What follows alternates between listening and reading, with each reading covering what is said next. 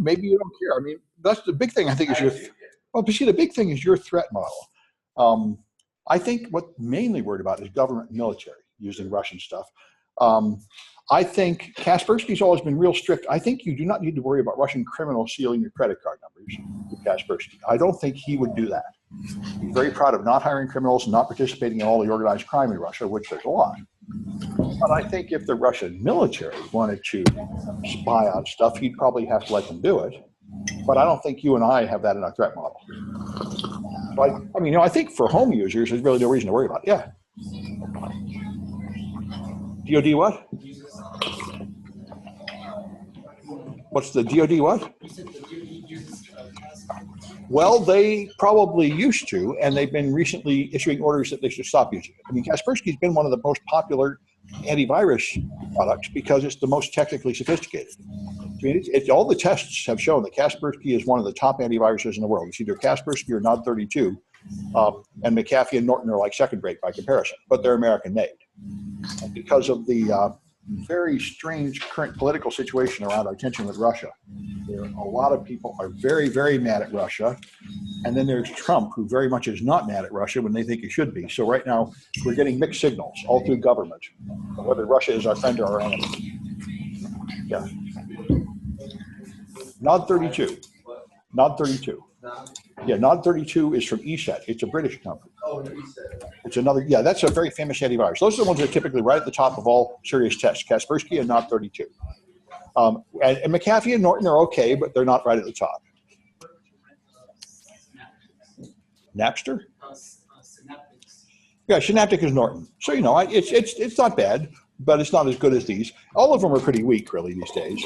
But anyway, let me do the usual thing I've done before. Let me open up Twitter here. And for remote viewers, please let me know if there's something wrong. Let's see if I can get Twitter to open. It's not messing with me. Okay, I'm going to leave this here, and hopefully if you tweet to my account, I will see a little box pop up, and that will tell me if something is wrong. I'm trying to be cooperative with the remote viewers, but let me just make sure the audio is working. Looks like it is on the USB. Okay, good. So hopefully you folks can hear. Oh, someone else told me another thing I have to do with the remote viewers is mute them because they were talking and irritating each other. Okay, I had my speakers off, so I did not know they were irritating each other. So hopefully that will fix that. Anyway, all right. So anyway, that's the game. We are currently going through a bit of political stuff about which antivirus to use. This one might have affected a lot of students. I know students that use this stuff, CCleaner. CCleaner is a popular system maintenance tool, and the official version downloaded from the official website was poisoned with malware for more than a month. And it was signed with the official signature.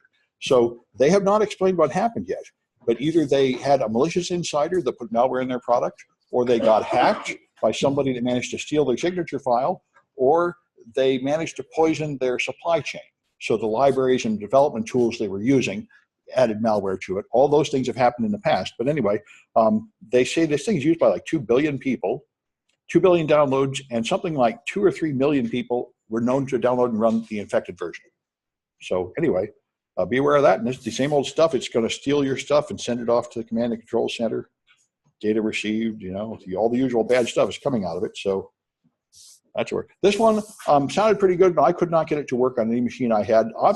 There was a thing called Heartbleed 2 years ago that was really, really important because you could pump data off a server, any HTTPS server, you could pump out secret data, and you could even get the secret private key. So that was super important. This is a similar vulnerability, but much less important. The original Heartbleed would let you pump 64 kilobytes of random data out of RAM on the server per packet. So you could run it millions of times and get a lot of data and hunt through that and find secrets. This one here, on a very small number of servers, less than 1%, if you send a, there's this thing called an options method in HTTP that just tells you what verbs you're allowed to use. And it's supposed to give you an answer like this. You're allowed to use options, trace, get, head, and post. Other things are not allowed on the server. But if you do this to all the public servers, some of them have strange malformed responses. And this is the kind that less than 1% of them have, where it gives you something that looks like the right answer, and then it gives you some random junk that is totally unrelated, because what happens is, because they made a mistake in a configuration file, a .htaccess file, they put something here that was, say, misspelled and not a real verb used by Apache. And if that happens, there's a bug in the program, and under certain rare conditions, it will then point to an uninitialized part of memory. And when it tries to print that out, it'll print some random amount of memory. But it's not very much. It's not 64 kilobytes. It looks like, you know, maybe 50 or 100 bytes of random data you get. And it's very rare. I couldn't make it happen on any of my servers. On the internet, he found less than 1% of all the servers have this problem. So anyway, and now everyone's past it, so if you update your stuff, it'll go away. But anyway, it's interesting, but I don't think it's going to turn out to be super important. I don't think any big hacks are going to come out of this one. But this is the most common problem for Windows malware now, although this is Apache, and I think it's applying to Linux, although I really don't know that actually. Maybe it works on, if I put Apache on Windows, that might be how I get it to work.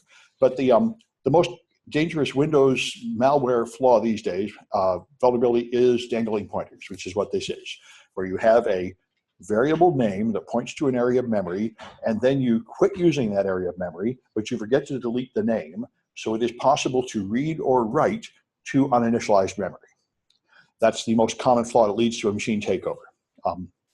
It used to be buffer overflows, but those were such a big problem that Microsoft worked really hard to have mitigations put in place, and they went from being like 80% of all malware families down to like 5%. And the one that replaced them was dangling pointers. Dangling pointers are now the big vector where people use to get in your machine. Anyway, looks like it's time to get going with the official stuff here. So we're up to chapter 3, which should be here. All right. This one. Okay, it's just one, should be the one cahoots in it. That's the one. All right, so this is chapter 3, networking computer attacks. The examples here are kind of old, but they do give you the background. So we'll talk about the types of malicious software, network attacks, and physical attacks in very general terms, just so you know the terms that are used these days. So malware is the term that people really ought to use to describe anything bad you don't want on your computer.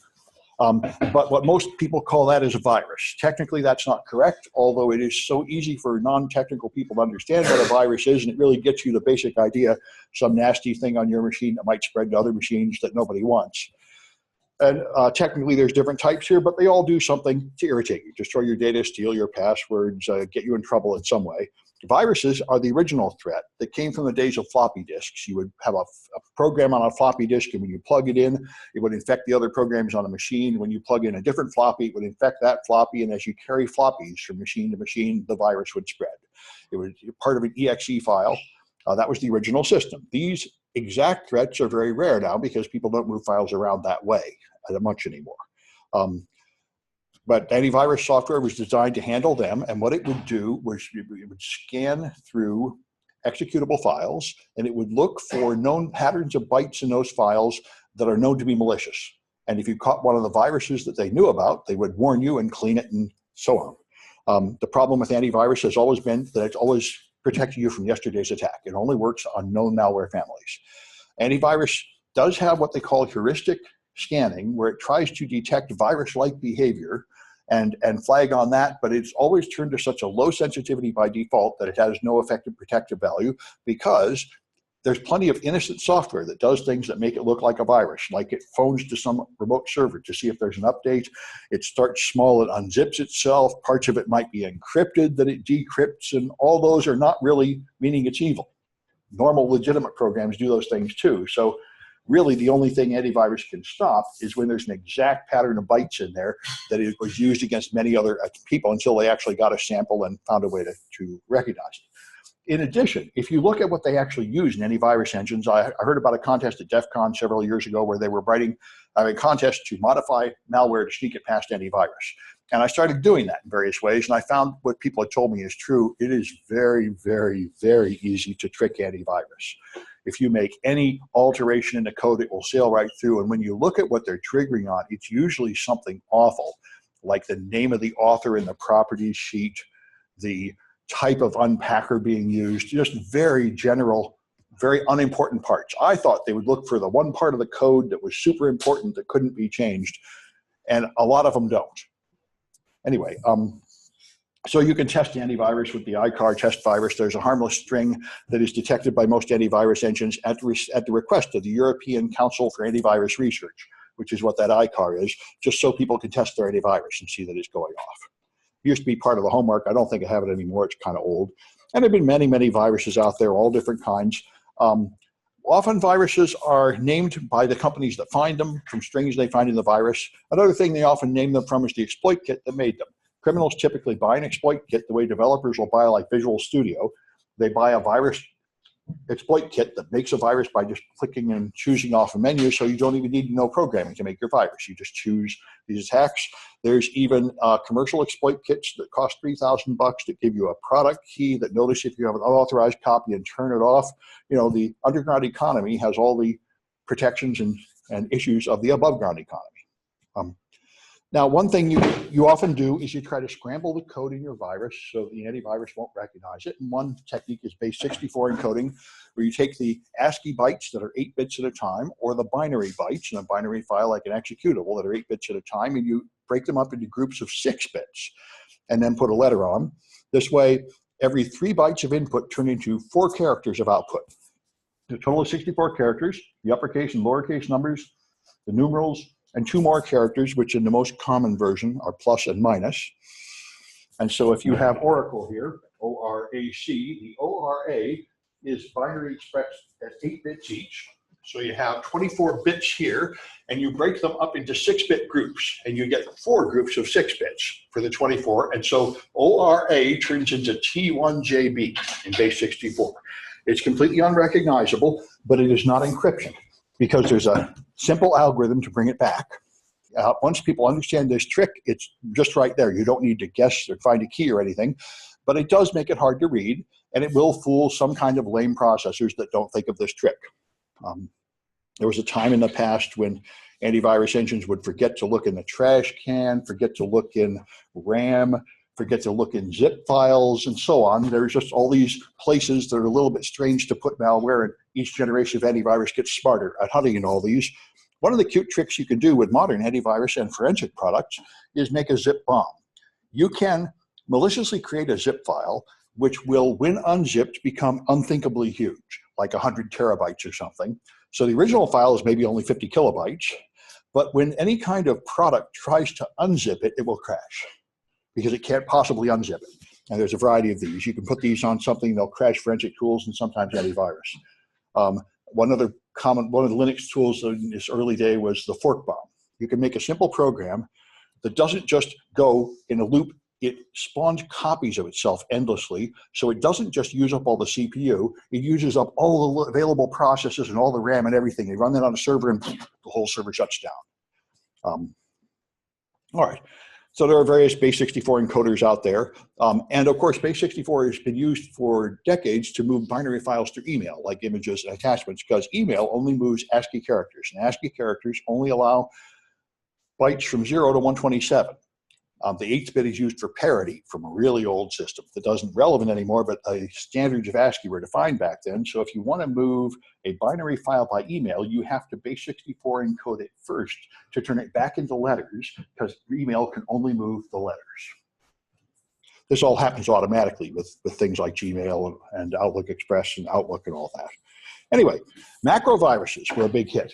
Microsoft Office, peaking I think around Office 2000, would put programs inside your documents. So you could write, I used to do it all the time. In the 90s I worked for escrow agency under contract to the Federal Trade Commission, and we did a lot of business correspondence, and it was all Microsoft Office. So you would open Word and you open Excel, and you'd have a little program you wrote that would take something from Excel and put it over here in Word and fill out part of the document for you. And it was so easy, you didn't need to know any programming language. You could just hit record, and it would show a picture of a cassette tape, and then anything you did would be recorded. Then you stop, and you can play it back later. That's called Visual Basic Macro.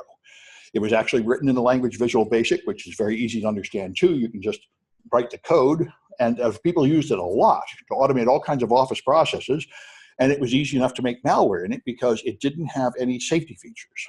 So someone quickly figured out this was the 1999 Melissa worm. Very simple. It would, Melissa spread everywhere, and after that came the I love you worm, which would, when you open the attachment, it would email a copy of it to everyone in your Outlook Express book and then reformat your whole hard drive. So you would lose all your data and you would lose all your list of contacts. You couldn't even call those people and warn them. You can't even get a list of them anymore. And that caused an enormous amount of damage. It wiped out thousands of businesses in a few days. Anyway, because nobody was ready for them. After that, Microsoft started putting some defenses in Office where it will not run macros by default. Instead, it'll pop up a box and say, this document contains macros. Do you really trust the source? That sort of thing. Anyway. And again, this was an example of a virus written by a very weak programmer. You don't need to be super genius to write a virus. It might be as easy as just paying someone for an exploit kit and clicking on the buttons. If you use Metasploit for making malware in Project 4, you just learn how to use a little command line tool and it makes malware for you.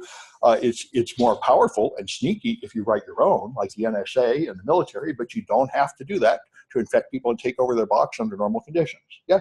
I read somewhere that in one of the earliest viruses, there was someone who just wanted to count how many web pages there were on the internet. How has that attack happened? Well, I don't know that particular virus you're talking about that tried to count the web pages on the internet, but I do know that through the 90s, most viruses were not very harmful.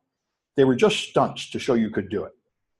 They would just pop up a box. There was the stoned virus where your computer would just say, I'm stoned every time it boots up. There was the Chernobyl virus that would show how many days until the anniversary of Chernobyl and then reformat your hard drive on that day, and so on. But a lot of them didn't really do much. They were just stunts. It wasn't until after the turn of the millennium, really, that the organized crime families got in and viruses really got to be about making money, stealing credit card numbers and things like that.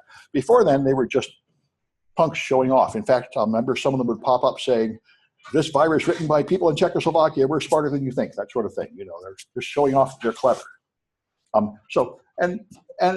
The virus you mentioned, trying to find out how many web pages there are, that's interesting. I guess it would infect a machine, try to see if it's running a web server, then send some kind of signal home to count them. There was one like that about 2 years ago. There was a guy that wanted to do a scan of all the ports on the internet, and he chose to take over 1 million home routers because most people have home routers with a default password. So anybody can connect to the router and upload code and use your router as a computer. Not very powerful computer, but they can do it. And he took over something like 100,000 or 1 million home routers and made a giant scanner to scan the whole internet and then published a bunch of statistics he determined this way. But of course, he couldn't admit who he was or take credit for it. Nobody can verify the work. Nobody knows because it's all fantastically illegal. He's now committed 1 million felonies in every nation on earth. And Rapid7 does the same thing with Amazon Cloud instances in partnership with the Department of Homeland Security, so they can actually do it legally, admit they did it, present it at conferences. It can be reproduced and trusted. So, you know, this is the problem with illegal scientific research. You can't actually have it properly examined by the usual process since you have to hide who you are. But there are a few people who do things that way. Another thing I should mention that has happened 4 times I know of is there's been a virus spreading, taking over a lot of machines, and somebody wrote an antivirus virus that would spread and try to kill the first one. And the 4 times I know about this, it went out of control, made a worse problem than the first one. And it's just as bad a crime. If you have some humanitarian goal of saving the world and you release a virus that you think is making the world better, I don't think that's going to do anything for you in court. It's illegal to spread malware into somebody's machine without authorization, even if your intentions were good. I don't know, it might lower your sentence, but I kind of doubt it. Anyway, so it's good to know how viruses work, but of course, you don't want to spread viruses, that's a crime, and people do get long prison sentences. You know, Ross Ulbricht got life in prison for running Silk Road. I think the head of Lulzsec also got life in prison, or 30 years or something. You know, they really throw the book at you for computer crimes in America. Don't mess with it. In Britain, you typically get like 6 months suspended sentence and stuff, and then they fight like hell not to get extradited to America because they're terrified of what would happen to them over here. We have really harsh laws on hacking over here compared to a lot of the world. And here's a more modern exploit kit, the Angler exploit kit. So you can make malware. They go to a website. The website will now redirect you to a compromised website, which will then use Flash and Java to infect your machine with malware, because both Flash and Java were, until a few years ago, on almost every machine and extremely unsafe. And then it puts malware on your system, and then they can just own your system and use it for various purposes, like they might mine Bitcoins on it or steal your passwords, or one of the big targets is your World of Warcraft account, because they want to go in there and steal your magic items and sell them, and that's worth quite a bit of money. I think I've read that people say a World of Warcraft password is worth more than a credit card number. There's probably more real money you can get out of it. Anyway, so worms are things that spread without a host. This is more common than viruses these days. These are things that just travel by instant message or something, or email attachments. And there have been a lot of them. And Code Red and NIMDA were ones that infected servers. Code Red in 2001 infected all the major servers in the world in or some large portion of the servers in something like a few hours. And that really freaked people out. Each generation of viruses spreads faster as the network links are faster and they get more efficient. ATM machines are computers, so are the machines at the airport that you check in on and that sell you tickets for your checking your baggage. And all the ticketing systems, they're all computers. They're typically running Windows embedded. Windows embedded is typically old, like a lot of them are running XP embedded. The ones that scan your parcels to see if you have guns in your luggage are actually running Windows 98. And they are usually impossible to patch. Patches usually don't even exist. And even if you could find a patch, there is no procedure to install the patch. So they're full of known vulnerabilities, hard-coded passwords, and so on, because the people that designed them did not think they would be connected to the internet. But ATM machines typically are connected to the internet, and there have been spreading viruses in them, other kind of worms. The most popular attack on ATM machines is to make a plastic shell that fits over the ATM machine that contains a scanner and a camera so they can record the magnetic strip on your ATM card and take a video of you typing in your PIN. Those are called skimmers, and there is a huge market for them. You're mostly retailing through other countries where you can buy a skimmer that will be exactly matching the model of the ATM, so it will look just fine. And so Brian Krebs has written a bunch of articles about this, and the more careful people are always pull on it, yank on it, examine things, figure out if it looks like a fake thing, because they happen all the time. You can't always see them. About 4 years ago in Nevada or Utah, there was a gang that put 150 electronic skimmers inside gas pumps. And I think they must have bribed somebody or waited for them to close, but they took the gas pump apart, they put inside it a radio emitter, connected it to the credit card reader, put it all back together. So when you scan your credit card, it makes a second copy of the credit card and sends it by short-range radio to a guy parked in a car nearby with a laptop, harvesting the credit card numbers. About 7 years ago, there was a guy that went to Kinko's in New York City. Kinko's had these public machines you can use, like they still do. And Kinko's had a high security platform. They had antivirus on those things, and every Monday, they would re-image them, give them a fresh image. So this guy would wait until that happened and come right in the next day and infect them. And they would stay infected for a week, and it went on for like a year, stealing all the credit card numbers off those things. Foreign call centers. There was a big expose of this in the British press about 4 years ago. You call to buy something you see on TV. Call now, you give them a credit card number, they redirect you to someplace in like Bangladesh or India where there's a call center. These people take your orders and they just write down the credit card numbers on a piece of paper, and when they're done with their shift, they go out on the street and sell that for money to a criminal who will then make additional charges. And they said, at least at that time, this is not even a crime in that country. So it's commonly happening. Yeah. Yeah, I used to have a friend, an associate of mine, used to do a bunch of skimming. He said it's really, if you have the resources, it's really not that difficult. No, you're right. Skimming. How did he do it? I mean, I know one trick is you can just, if you're a waiter in a restaurant, you can have a little skimming device attached to your phone in your pocket. And while you're carrying the card off to pay for their food, you give one for them, one for me, then you give it back to the customer. This kind of thing happens. In the old days, they had these rubber and pen things where you go chunk and make an impression, and there was a second carbon copy, and you could just pick those out of the trash and have the numbers. You know, it's kind of nuts, the American system. And the American system relies entirely on detecting suspicious transactions at the server, because at the point of sale, our security is just appalling. It's slightly better now that we have chip, but we should have had chip and pin. We always seem to stubbornly be 20 years behind Europe on this. But the people on the server side, Allison Miller came and gave a talk here. She's one of the experts that designs the systems to detect suspicious transactions at the server side. Those people are very clever. And they do hold it down to where the total amount of fraud and credit card transactions in America is 0.5% of all the sales. That's an acceptable loss. That's how we go. And most people are not convinced that increasing security at the end user point of sale, which would be the most expensive place to put an upgrade, would really do that much good. But anyway, that's where we are. So Diebold also used Windows for ATM machines. The experts in the field have said we should never do internet voting at all, they say. And ATM voting machines are probably a pretty bad idea too. What you really need is something that puts your vote on paper. Paper is the right technology for this. You can have a box full of paper and you can now count it and make sure it's right. Any kind of electronic gadget without a paper record leaves you with really no recourse if you have some questions about whether it was right. If you press one button, you don't really know what vote was recorded, and there's a lot of concern about that. And many people have demonstrated that most of the current voting machines in use are fantastically insecure and easy to hack. I remember about 4 years ago, they took the voting machines that were used in like 12 US states, including California and Pennsylvania at that time, and they showed that the lock on it is just the same as the lock from a paper towel dispenser. You can get it anywhere. And when you open it, there's a USB port. You can just plug in a stick and replace all the votes. So you could easily do it while you're voting with nobody noticing. And so I think California quit using them, although Pennsylvania kept using them. Anyway, there have been a lot of worms out there. Confictor was one of the huge ones. Confictor infected something like 20 million Windows machines, had like 7 updates, and never did any harm.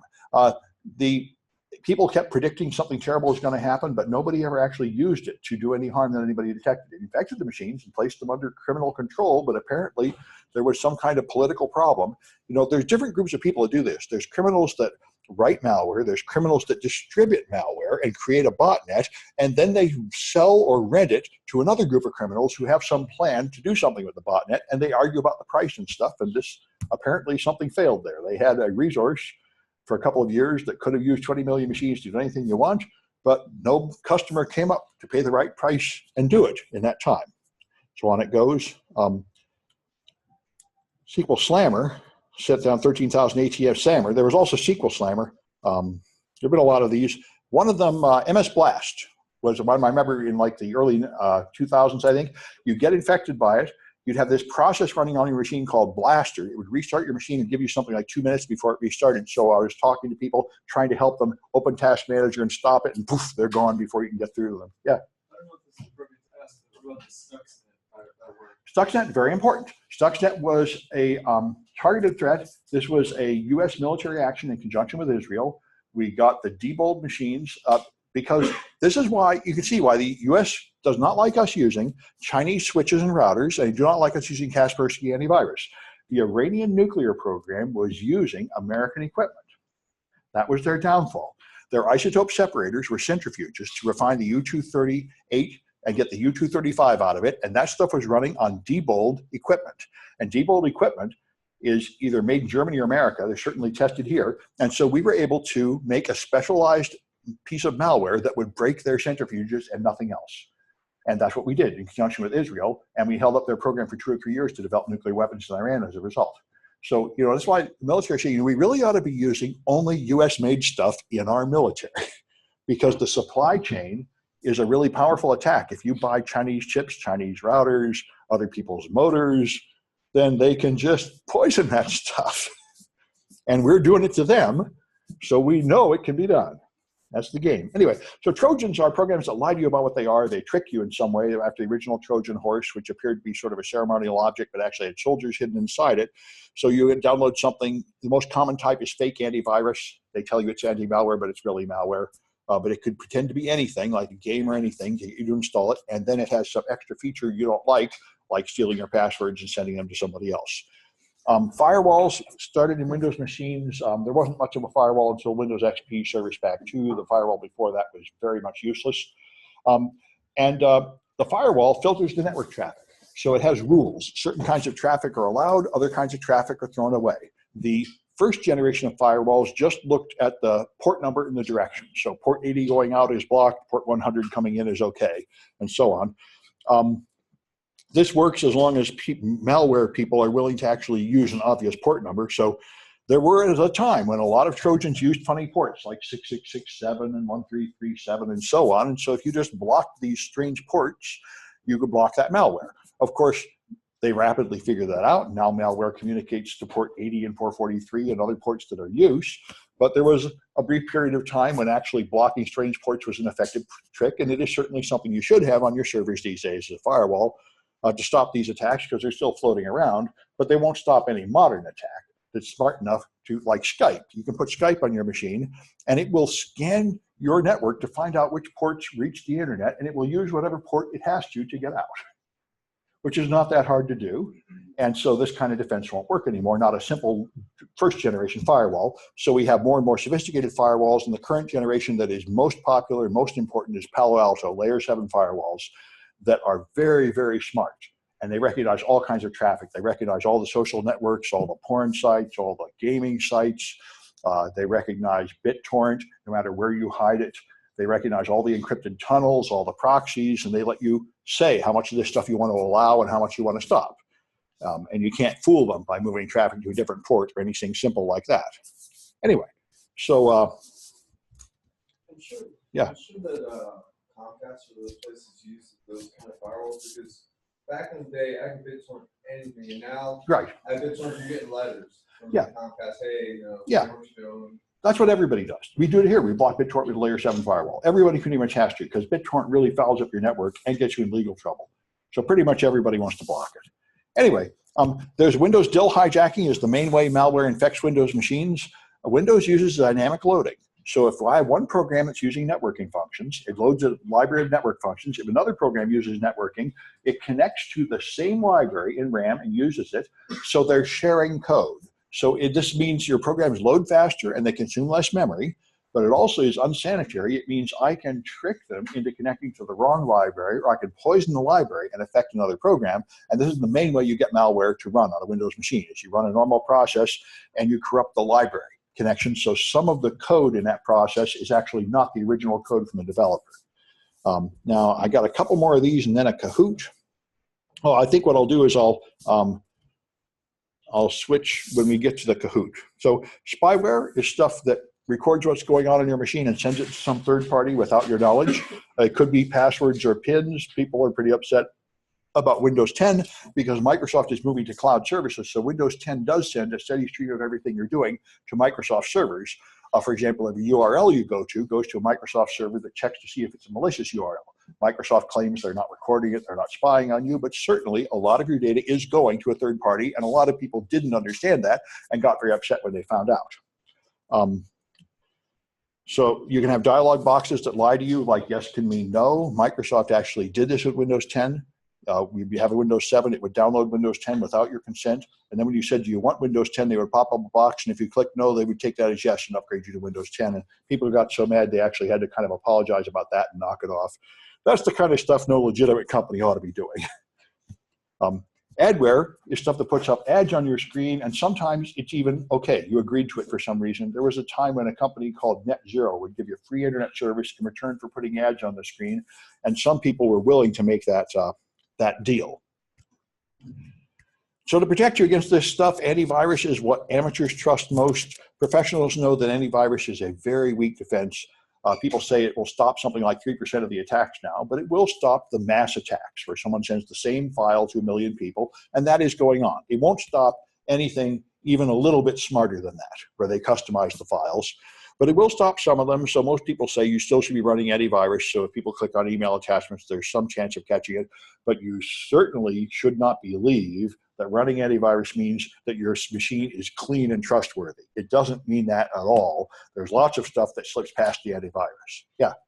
Earlier today, I was reading an article about new ransomware that's going around. Yeah. Like 20 million people per hour. I didn't see that number, but I know there's always a new ransomware going out. Ransomware is the new way to make money.